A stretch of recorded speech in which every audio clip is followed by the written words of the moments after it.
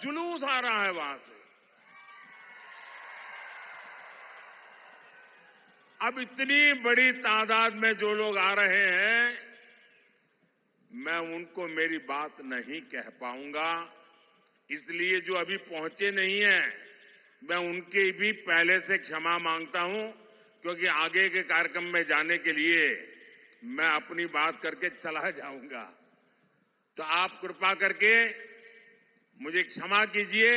आप इतने दूर दूर से आते होंगे, गांवों से आते होंगे और इस सभा के लिए आते होंगे, लेकिन मेरी कठिनाई है कि मैं आपके दर्शन किए बिना आगे निकल जाऊंगा। तो मैं क्षमा मांग करके मेरी बात शुरू करता हूं। लेकिन साथियों, ये जो हुजूम मैं देख रहा हूं, वहां धूप में भी इतने लोग खड़े हैं, ये प्यार, ये बहुत बड़ी ताकत होती है जी। इतनी बड़ी तादाद में माताएं बहनें आशीर्वाद देने आए, जीवन में इससे बड़ा सौभाग्य क्या होता है जी। पिछले 10 साल में आपने जब से मुझे काम दिया है, अपने शरीर का कण कण और समय का पल पल सिर्फ और सिर्फ नम्र भावपूर्वक आपकी सेवा में लगाया है।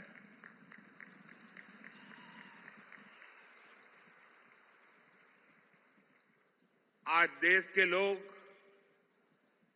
महाराष्ट्र के लोग मोदी सरकार के 10 साल और कांग्रेस सरकार के 60 साल में अंतर देख रहे हैं। जो कांग्रेस 60 साल पंचायत से लेकर के पार्लियामेंट तक उन्हीं का राज था और किसी की आवाज ही नहीं थी, विपक्ष तो था ही नहीं, और मीडिया भी बहुत छोटा था उस समय। लेकिन 60 साल में जो नहीं कर पाए, ये आपके सेवक ने 10 साल में करके दिखाया है।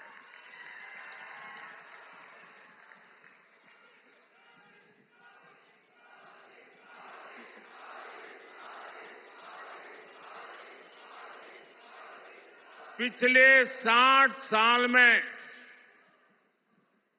आपने कई बार कांग्रेस के सभी प्रधानमंत्रियों के मुंह से, उनके सभी नेताओं के मुंह से एक ही बात सुनी होगी, गरीबी हटाएंगे, गरीबी हटाएंगे, गरीब माला जपते रहते ना, और हर चुनाव में गरीब गरीब गरीब गरीब गरीब गरीब गरीब गरीब गरीब गरीब गरीब गरीब गरीब, यही माला जपते रहते थे।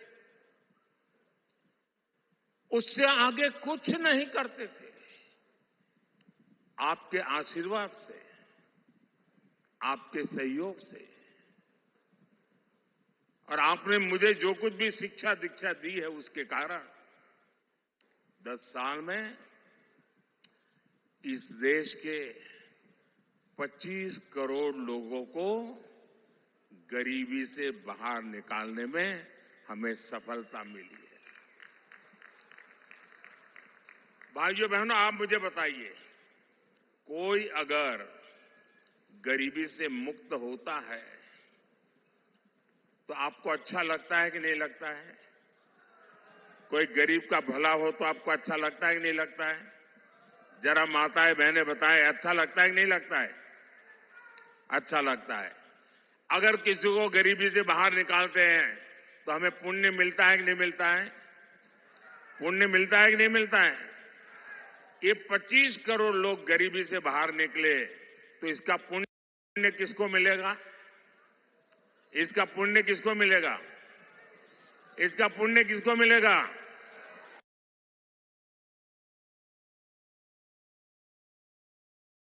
इसका पुण्य किसको मिलेगा? इसका पुण्य किसको मिलेगा? मोदी को नहीं मिलेगा।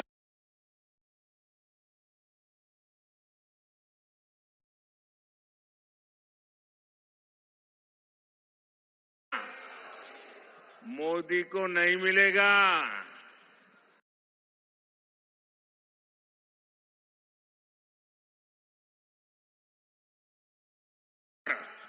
सिर्फ और सिर्फ आप लोग हैं, क्योंकि आपने वोट देकर मोदी को ये काम करने के लिए कहा था और इसलिए इस पुण्य के सच्चे अधिकारी आप हैं। आज 80 करोड़ देशवासियों को उनकी थाली भरी हुई रहती है, उनका चूल्हा जलता रहता है, उनका बच्चा भूखा नहीं सोता है, 80 करोड़ लोगों को मुफ्त खाना मिलता है। इसका पुण्य किसको मिलता है? आपको मिलता है।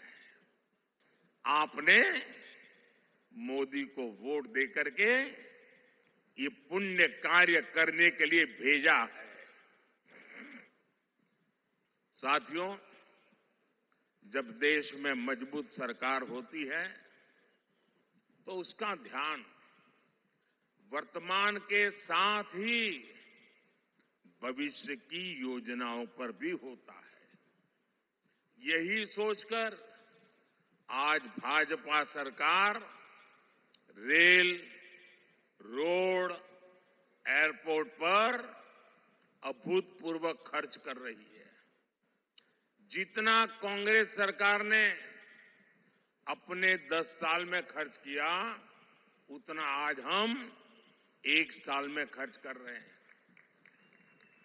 तभी तो आज आप हर तरफ आधुनिक इंफ्रास्ट्रक्चर देख रहे हैं। इसका सीधा लाभ भगवान विट्ठल की इस धरती को भी हो रहा है। यहां पालकी मार्ग हो, रेलवे का काम हो, एयरपोर्ट का काम हो, ऐसे हर काम पर महायुति की हमारी सरकार तेजी से काम कर रही है। भाइयों और बहनों, महाराष्ट्र की जनता जब प्यार देती है, जब आशीर्वाद देती है, तो कोई कसर नहीं छोड़ती है। लेकिन अगर कोई अपना वचन पूरा नहीं करता तो महाराष्ट्र की जनता उसे भी बराबर याद रखती है। रखती है कि नहीं रखती है? और हिसाब बराबर समय आने पर चुकता करती है कि नहीं करती है? अब देखिए, 15 साल पहले एक बहुत बड़े नेता यहां चुनाव लड़ने के लिए आए थे।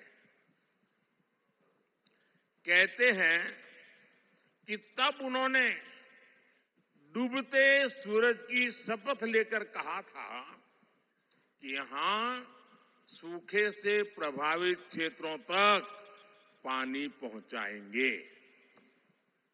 उन्होंने पानी पहुंचाया क्या? पानी पहुंचाया क्या? पानी पहुंचाया क्या? याद है ना? याद है ना? अब उनको सजा देने का समय आ गया है। एक वो दिन था और एक आज का दिन है। वो यहां से चुनाव लड़ने की हिम्मत नहीं जुटा पाए। साथियों, विदर्भ हो, मराठवाड़ा हो, बूंद बूंद पानी के लिए तरसाने का ये पाप सालों साल से होता रहा है। कांग्रेस को 60 साल तक देश ने राज करने का हक दिया, काम करने का मौका दिया। 60 साल में दुनिया के अनेक देश पूरी तरह से बदल गए, लेकिन कांग्रेस किसानों के खेत तक पानी भी नहीं पहुंचा पाई। 2014 में देश में 99 सिंचाई योजना ऐसी थी, करीब 100 सिंचाई ऐसी योजनाएं थी जो कई कई दशकों से लटकी पड़ी थी। इसमें भी सबसे ज्यादा 26 परियोजनाएं महाराष्ट्र की थी। सोचिए कितना बड़ा धोखा इन लोगों ने महाराष्ट्र को दिया है। साथियों, हर खेत में पानी पहुंचाना, हर घर तक पानी पहुंचाना, ये मेरे जीवन का बहुत बड़ा मिशन है। 2014 में सरकार बनने के बाद मैंने पूरी शक्ति इन सिंचाई परियोजनाओं के ऊपर लगा दी।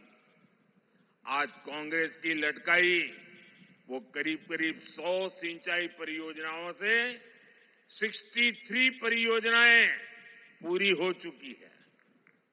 जिस नीलवांडे डैम का इंतजार 50 सालों से हो रहा था, उसे हमने पूरा करवाया। गौसीखुर्द परियोजना का ज्यादातर काम एकनाथ जी, अजित दादा और देवेंद्र जी की टीम तेजी से पूरा कर रही है। हमारी सरकार 5 साल में ही 11 करोड़ से ज्यादा घरों तक नल से जल पहुंचा चुकी है। 10 साल में माइक्रो इरिगेशन का दायरा भी 2 गुने से अधिक बढ़ा है। इसका लाभ यहां केले की पैदावार से जुड़े किसानों को भी हो रहा है। साथियों, जब देश की आजादी के 75 साल हुए, इतना बड़ा उत्सव था, कोई और नेता होता तो क्या करता? कोई एक बड़ा स्तंभ खड़ा कर देता, उस पर अपना नाम लिखवा देता, कोई ऐसी चीज बनाकर देगा खुद के नाम पर जड़ देता। लेकिन देश जब आजादी के 75 साल मना रहा था, तब मोदी को खुद के लिए कुछ करने का विचार नहीं आया, सरकार का नाम कमाने का विचार नहीं आया। तब मैंने संकल्प लिया था कि देश के हर जिले में 75 साल के निमित्त 75 अमृत सरोवर बनवाऊंगा। अमृत सरोवर अभियान के तहत अनेकों अमृत सरोवर देश के हर जिले में बने हैं।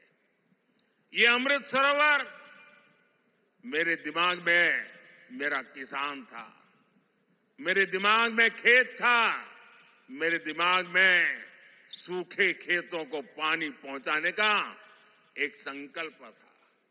ये अमृत सरोवर आज की नहीं बल्कि आने वाली पीढ़ियों को भी बहुत काम आने वाले हैं।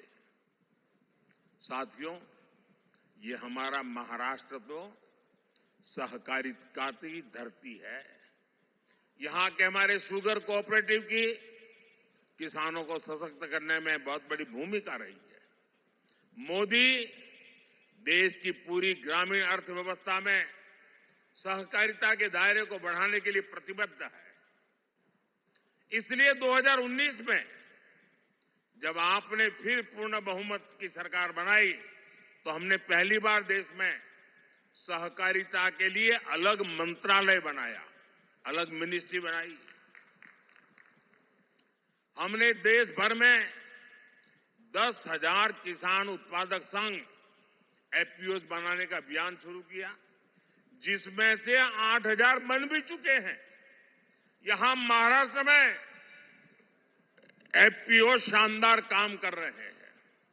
ऑनलाइन बिक्री से लेकर एक्सपोर्ट तक यहां के हमारे किसान उत्पादक संघों का दायरा लगातार बढ़ रहा है। ये हमारी पीएसएस, उनको भी मजबूत किए जा रहा है। इनको सरकार की अनेक दूसरी योजनाओं की सेवाएं देने के लिए भी तैयार किया जा रहा है। आने वाले 5 वर्षों में सरकार का लक्ष्य 2 लाख सहकारी समितियां बनाने का है। साथियों, आप सभी जानते हैं कि जो छोटा किसान होता है, उसके पास भंडारण की पर्याप्त सुविधा नहीं होती है। इसलिए उसे मजबूरी में कम दाम पर अपनी उपज बेचनी पड़ती है। अब हमने दुनिया की सबसे बड़ी अन्न भंडारण योजना पर काम शुरू किया है। इसकी जिम्मेदारी भी सहकारी संस्थाओं को दी गई है। इससे किसान को अपने हिसाब से उपज मार्केट में लाने का विकल्प मिलेगा। बीजेपी ने अपने संकल्प पत्र में प्याज, टमाटर और आलू किसानों की उपज की भी चिंता की है। आने वाले 5 साल में देश भर में विशेष स्टोरेज क्लस्टर बनाए जाएंगे। इसका बहुत बड़ा फायदा महाराष्ट्र के प्याज किसानों को होगा। साथियों, ये अगाड़ी वाले किसानों को लेकर के बड़ी बड़ी बातें आज करते हैं। 2014 से पहले जब इनकी सरकार थी तब क्या स्थिति थी, एक किसानों को याद दिलाना मेरा दायित्व है। और मैं यहां किसी की आलोचना करने नहीं आया।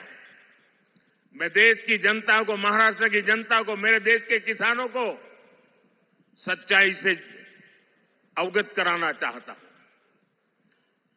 10 साल जब रिमोट कंट्रोल वाली सरकार चलती थी तब यहां के कद्दावर नेता देश के कृषि मंत्री थे। और क्या हुआ था, जब यहां के बड़े कद्दावर नेता दिल्ली में बैठे राज करते थे तो गन्ने का एफआरपी करीब 200 रुपये था। और आज मोदी के सेवा काल में गन्ने का एफआरपी 340 रुपये प्रति क्विंटल, यानी करीब करीब 350 रुपये।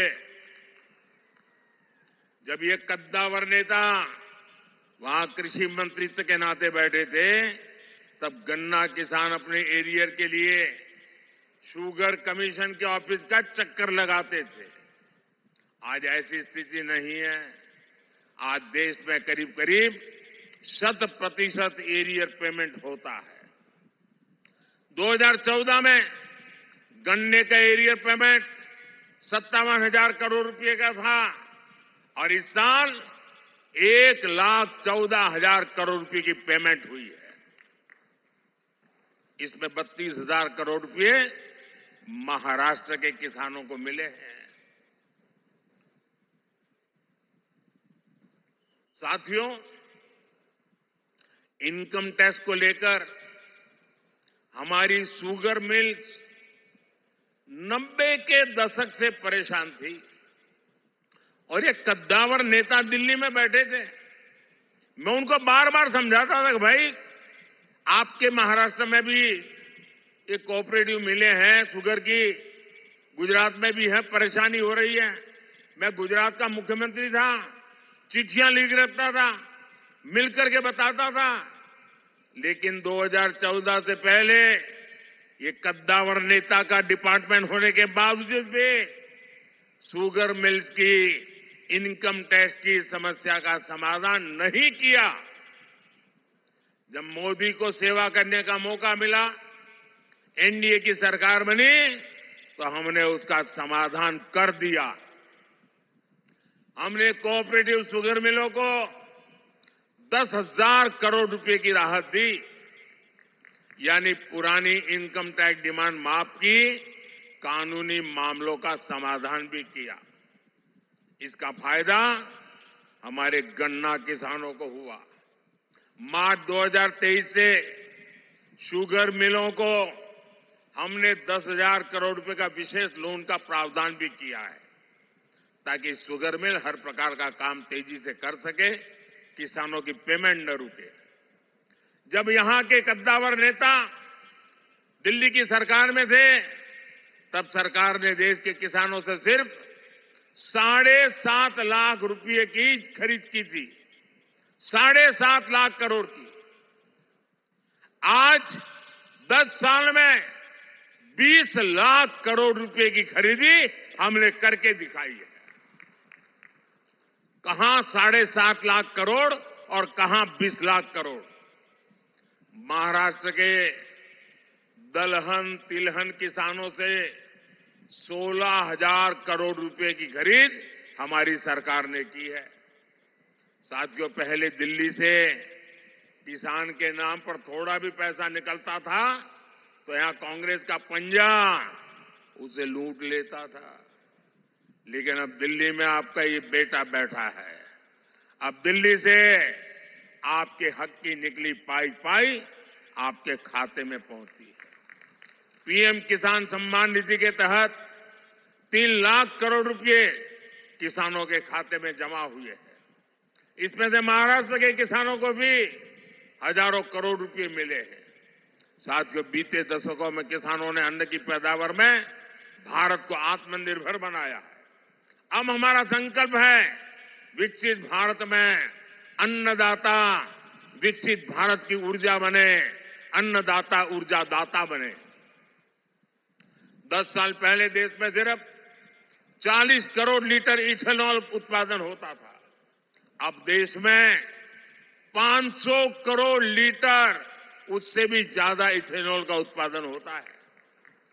इससे पिछले 10 सालों में किसानों के पास 70,000 करोड़ रुपए अतिरिक्त गए हैं और ये पैसा गन्ना किसानों को मिला है। साथियों, हमने गोवर्धन योजना भी शुरू की है। एनडीए सरकार देश भर में गोवर्धन प्लांट लगा रही है ताकि पशुओं के गोबर से गैस से बिजली और किसानों की कमाई भी बढ़े। इसमें से जैविक खाद पैदा हो ताकि हमारी जमीन के लिए काम आ जाए और कम कीमत में उपलब्ध हो। साथियों, किसानों को सौर ऊर्जा दाता बनाने पर भी हम काम कर रहे हैं। पीएम कुसुम योजना से सोलर पंप के लिए खाली पड़ी जमीन में छोटा सा सोलर प्लांट लगाने के लिए सरकार मदद दे रही है। इससे किसान मुफ्त बिजली भी उपयोग कर पाएगा और बाकी बिजली सरकार खरीदेगी। अब तो मोदी ने हर परिवार के बिजली बिल को 0 करने का बीड़ा उठाया है। पीएम सूर्य घर मुफ्त बिजली योजना बनाने के पीछे यही उद्देश्य है। इसके तहत घर की छत पर सोलर पैनल लगाने के लिए सरकार मदद करेगी, बैंक खाते में पैसा डालेगी। जितनी जरूरत हो उतनी मुफ्त बिजली का उपयोग करो और बाकी बिजली सरकार को बेच दो, कमाई करो। यानी बिल भी 0 और बिजली से कमाई भी। ये होता है मोदी की गारंटी का मतलब।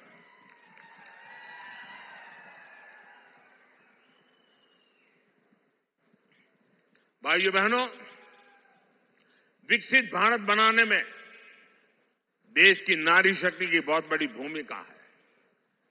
मोदी गांव की अपनी करोड़ों बहनों को सशक्त करने में जुटा है। 10 वर्ष में हमने 10 करोड़ बहनों को स्वयं सहायता समूहों से जोड़ा है। आज ये बहनें गांव की अर्थव्यवस्था को गति दे रही है।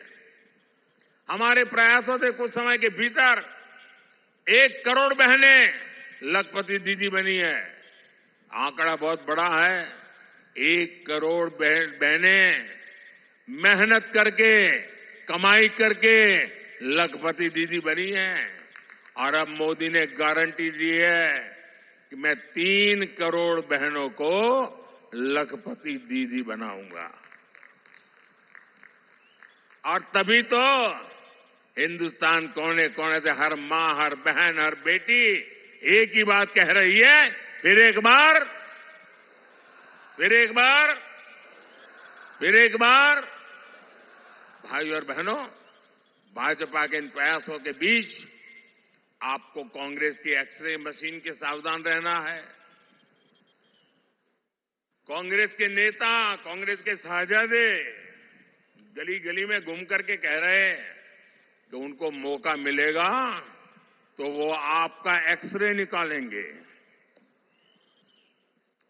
आपके लॉकर में क्या पड़ा है, आपके बैंक में क्या खाते में पड़ा है, आपके घर में कितना सोना पड़ा है, कितने पैसे पड़े हैं, ये सारा उसका हिसाब किताब लगाएंगे और फिर कहते हैं वो हम बांट देंगे, ज्यादा जो है ले लेकर के बांट देंगे। इतना ही नहीं, वो एक ऐसे टैक्स की बात कर रहे हैं, आज आप हर मां बाप मेहनत करके अपने संतान करता है। अब ये कहते हैं जो बचत करते हैं आप, उस पर सिर्फ आपके संतानों का हक नहीं होगा, उस पर सरकार का भी हक होगा। और जो भी आपने बचाया है बच्चों के लिए, वो बच्चों को जाने से पहले आधा से ज्यादा सरकार ले लेगी। अगर आपके पास 10 एकड़ की जमीन है, अब आपको 10 एकड़ की जमीन बच्चों को नहीं दे पाएंगे, 5 एकड़ सरकार ले लेगी।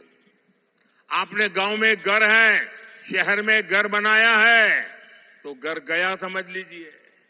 अब मुझे बताइए, आपको ऐसी सरकार चाहिए क्या जो आपकी मेहनत का पैसा लूट ले? ऐसी सरकार चाहिए क्या? आपकी संपत्ति छीनने का उनका इरादा, ये खतरनाक इरादा है। ये मार्क्सवादियों का विचार है, इन नक्सलवादियों का विचार है। और इसलिए ऐसे लोगों से एक भी आदमी जीत करके दिल्ली नहीं जाना चाहिए। इन सब से आपको कांग्रेस से सतर्क रहने की जरूरत है। और उनके सारे साथी भी ऐसे ही है। साथियों, आज अयोध्या में 500 साल के बाद भव्य राम मंदिर बना। राम मंदिर बनने से हर कोई खुश है। आप खुश है कि नहीं है? अब मुझे बताइए भाई, कि अंग्रेजों के जाने के बाद, देश आजाद होने के बाद पहले ही दिन राम मंदिर का काम शुरू होना चाहिए था कि नहीं होना चाहिए था? इतने साल क्यों लटका रहा? क्योंकि उनकी वोट बैंक की राजनीति थी, उनके वोट बैंक की चिंता थी, आपकी आस्था की चिंता नहीं थी, आपकी भावना की चिंता नहीं थी, आपकी श्रद्धा की चिंता नहीं थी। कांग्रेस के पास मौका था, लेकिन कांग्रेस ने इस पवित्र काम में सिर्फ रुकावटें पैदा की। जिसकी राम में आस्था होगी वो ऐसे काम कभी नहीं कर सकता। कांग्रेस की राम में ना आस्था है और ही उसके पास ऐसा एहसास है, और उनके सारे चेले चपाटे भी यही है। ऐसा काम कोई डरी हुई पार्टी नहीं कर सकती, तुष्टीकरण के दबाव से गिरी हुई पार्टी नहीं कर सकती। ऐसा करने के लिए जो साहस चाहिए होता है, वो साहस मोदी ने दिखाया है। और डंका की चोट पर 500 साल का इंतजार खत्म हो गया, राम मंदिर बन गया। और ये कहते थे राम मंदिर बनेगा तो आग लग जाएगी। कोई आग लगी क्या? मंदिर बना कि नहीं बना? और भाइयों बहनों, 500 साल के बाद जो सपना पूरा हुआ है ना, उसका कारण आपका एक वोट है। आपके वोट की ताकत है जिसने 500 साल के इंतजार को खत्म किया है। इस पुण्य के हकदार आप हैं, जिनके वोट की वजह से पवित्र काम पूरा हुआ। भाइयों और बहनों, आपका वोट मजबूत भारत के लिए, एक मजबूत सरकार बनाने के लिए पड़ना चाहिए। अब मुझे बताइए, जिनके पास कभी 400 एमपी हुआ करते थे, वो पार्टी आज 250, पौने 300 लोगों को चुनाव नहीं लड़ा पा रही है। अगर सरकार बनानी हो तो 272 तो सीट चाहिए भाई। वो इतनी लड़ा नहीं रहे,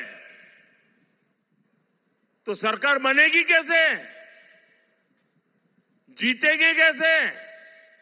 और इसलिए जो सरकार बनाने के लिए लड़ ही नहीं रहे हैं, तो उनके लिए आपका वोट बर्बाद करने की जरूरत क्या है?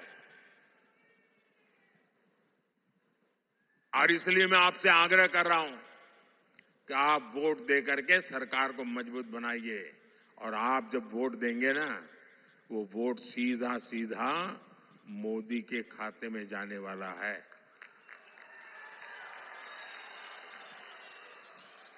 7 मई को गर्मी कितनी ही क्यों न हो, पहले मतदान फिर जलपान। मतदान किए बिना जलपान नहीं करेंगे, ये हमें संकल्प करना है। 7 मई को मेरे साथी रंजीत नायक निंबाळकर जी को आप जो वोट डालेंगे वो मोदी की शक्ति बढ़ाएगा। माढ़ा के लोगों से मेरा एक आग्रह और है, आप इनको तो जिताइए, लेकिन मेरा एक और काम, वारकरी संप्रदाय, अनेक संतों का आशीर्वाद हम सबके ऊपर है। उनकी प्रेरणा से आज मोदी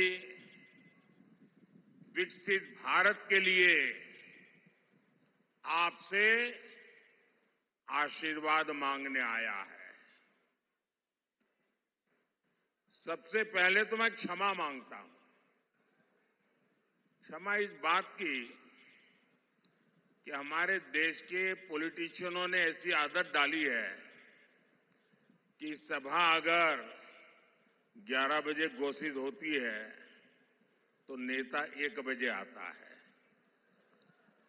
और जनता को भी धीरे धीरे आदत लग गई, हां यार वो तो 1 बजे आएंगे। अब मेरी मुसीबत है कि मैं समय पे आ जाता हूं, और उसके कारण बहुत से नागरिकों को अन्याय होता है। मैं आया हूं तब से देख रहा हूं, पूरा जुलूस आ रहा है वहां से। अब इतनी बड़ी तादाद में जो लोग आ रहे हैं, मैं उनको मेरी बात नहीं कह पाऊंगा, इसलिए जो अभी पहुंचे नहीं हैं, मैं उनकी भी पहले से क्षमा मांगता हूं, क्योंकि आगे के कार्यक्रम में जाने के लिए मैं अपनी बात करके चला जाऊंगा। तो आप कृपा करके मुझे क्षमा कीजिए। आप इतने दूर दूर से आते होंगे, गांवों से आते होंगे और इस सभा के लिए आते होंगे, लेकिन मेरी कठिनाई है कि मैं आपके दर्शन किए बिना आगे निकल जाऊंगा। तो मैं क्षमा करके मेरी बात शुरू करता हूं। लेकिन साथियों, ये जो हुजूम मैं देख रहा हूं, वहां